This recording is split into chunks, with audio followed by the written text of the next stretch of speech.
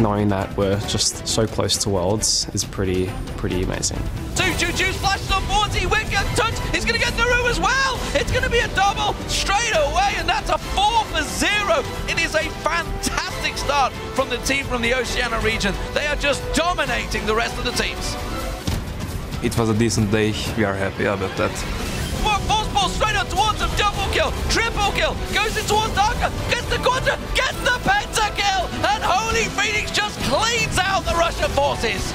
Dark Passage managed to put back-to-back pentakills in the international wildcard from last year to this year.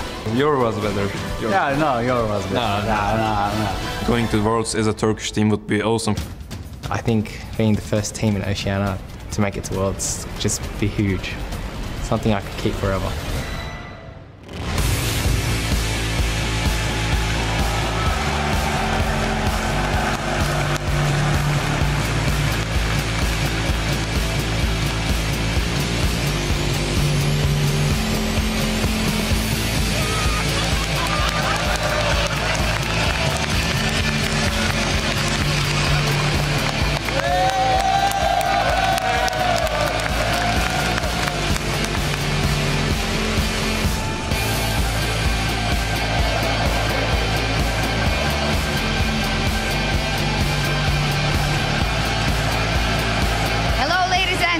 And welcome to day 2 of our continuing coverage of the 2014 International Wildcard and the European LCS Summer Playoffs, coming to you live from GamesCom in Cologne, Germany.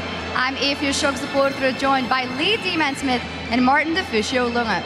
Now today is jam-packed with 2 best-of-5 matches where one international wildcard team will walk away with a spot at Worlds, while one European LCS squad will find themselves heading to the Spring Promotion Tournament. Now before we get to today's games, let's take a look back at yesterday, where Turkey's Dark Passage and Oceania's Legacy Esports clinched a spot in today's wildcard final. And well, Legacy Esports, guys, they came out fantastic 2-0, beating out in the very first game Dark Passage, who were the favorites going into it. Yeah, fantastic game. And actually they were 5,000 goal behind in that game, yet they managed to turn it around. They had a good couple of picks, that Alistair coming out as well. 3-man pulverizes non-stop throughout that game. Fantastic stuff, and they came back, and then they went on to win, of course, against Russian forces. So a 2-0 lead is the best they could hope for. Yeah, but we still have to say, early game, they seem to have some issues, especially against Dark Passage in the second game of the day, where they actually lost the game pretty early on and couldn't really come back. They're too far behind in goals, so still some things they had to work on for today's grand final.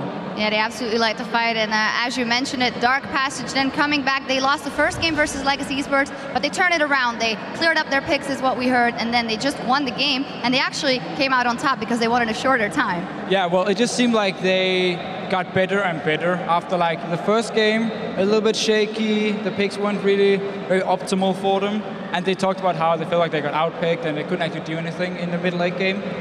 Adjusted it, fixed it, and looked just so much better like the later stages yesterday, especially the game against Legacy where they actually dominated them.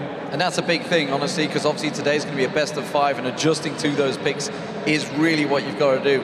It's a worry for Legacy fans, of course, if Dark Passage have already maybe figured them out. Yeah, I was talking to Legacy Esports a little bit before, and I was like, are you nervous? And they said, we're nervous, but we're just going to fight. We're going to brawl. So I think it's going to be a great best of 5. And Dark Passage actually also provided our #1 big play of the day. Of course, that was Holy Phoenix and his heavenly pentakill. This comes from @Lobster667. Literally just shouted, "Pentakill," with food in my mouth. This was your most talked about moment.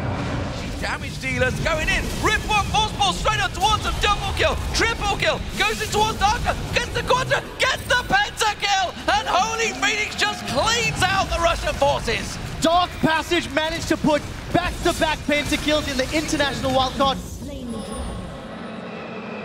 It just seems like whenever Holy Phoenix gets going early game, he will just get so many kills in the mid to late game and a penta. He might even get one here because he keeps playing Tristana and Jinx, so whenever he gets one kill, he will get the rest as well. He should have had one earlier. He got the quadra earlier on, but the jungler stole it. Lee Sin stole it. So there could have been actually 3 pentakills in that game as well, because the top lane Fabulous got a quadra as well. So we were very close to 3 pentakills in one game. Well, maybe it happens here. Remember to send your favorite moments from today's games on Twitter by using that hashtag #BigPlays.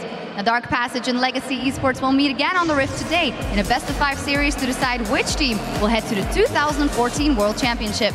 And then the European LCS Summer Playoffs continue as the Super Hot Crew and Millennium face off to fight for their spot in the LCS. The winner will clinch a 5th place, while the loser will head to the Spring Promotion Tournament. And on Friday, it's time for the semi-finals between Fnatic and Roccat, and Alliance and SK Gaming.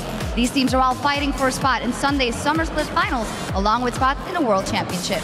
Now remember to head over to lolesports.com for all the info on the team schedules, VODs, and more. And while you're there, be sure to vote on who you think will win each series. We'll be checking your votes throughout the event.